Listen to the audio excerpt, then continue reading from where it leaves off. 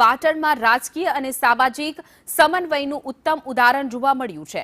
પાટણ નગરપાલિકાના નવનિયુક્ત સદસ્યોના સન્માન સમારોહમાં ભાજપ, કોંગ્રેસ અને અપક્ષના તમામ સભ્યો પક્ષભેદ ભૂલીને એક મંચ પર સાથે જોવા મળ્યા હતા।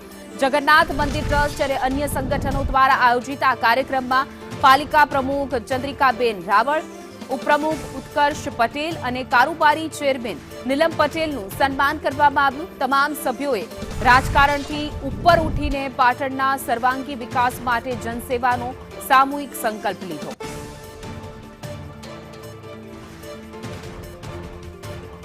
તો ભાજપ, કોંગ્રેસ સહિતના અપક્ષના તમામ લોકો એક મંચ પર જોવા મળ્યા હતા।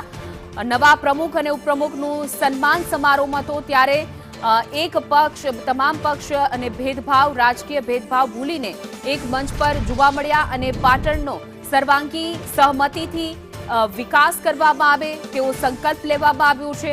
આખું કાર્યક્રમ જે છે એમાં પ્રમુખ, ઉપપ્રમુખનું સન્માન કરવામાં આવ્યું હતું। તો પાટણમાં રાજકીય અને સામાજિક સન્માન સમારોહ યોજાયો હતો। પાલિકા સદસ્યો માટે આ સન્માન સમારોહ હતો ને એક મંચ પર ભાજપ અને કોંગ્રેસના સભ્યો જોવા મળ્યા હતા।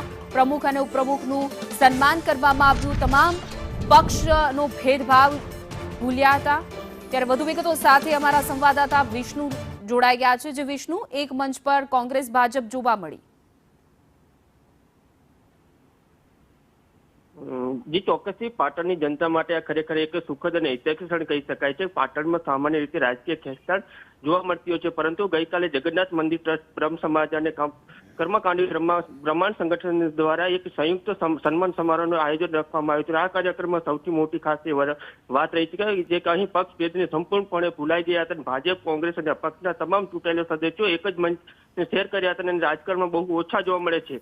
જે આને ભવ્ય સમારોહમાં પાટણ નગરપાલિકાના નિવૃત્ત પ્રમુખ ચંદ્રિકાબેન રાવળ, ઉપપ્રમુખ નિયુક્ત પટેલ અને કારોબારી ચેરમેન નીલમ પટેલનું વિશેષ બહુમાન કરવામાં આવ્યું અને સાથે જ પાલિકામાં ચૂંટાયેલા તમામ સદસ્યોને સનાતનની પરંપરા મુજબ સ્વાગત કરાયું। તો તમામ સદસ્યોને સનાતન સંસ્કૃતિ પ્રતીકનું નામ, પુસ્તક અને ખેસ અર્પણ કરી અને અનોખી શૈલીમાં અભિવાદન કરવામાં આવ્યું છે। સૌથી મહત્વની વાત છે કે આ મંચ પરથી તમામ સદસ્યો રાજનીતિ પર રહીને પાટણના વિકાસ માટે એક થઈને કામ કરવાનો એક લોકસેવાનો પવિત્ર સંકલ્પ લેવડાવવામાં આવ્યો હતો। આ આયોજકનો મુખ્ય હેતુ એ જ છે કે ચૂંટણી પૂરી થઈ ગઈ છે, હવે માત્ર પાટણનો વિકાસની પ્રાથમિકતા હોવી જોઈએ અને તમામ સદસ્યો પણ આ વાતને હસતામુખે સ્વીકારી છે। વિના જી વિષ્ણુ, સમગ્ર માહિતી બદલ આપનો આભાર।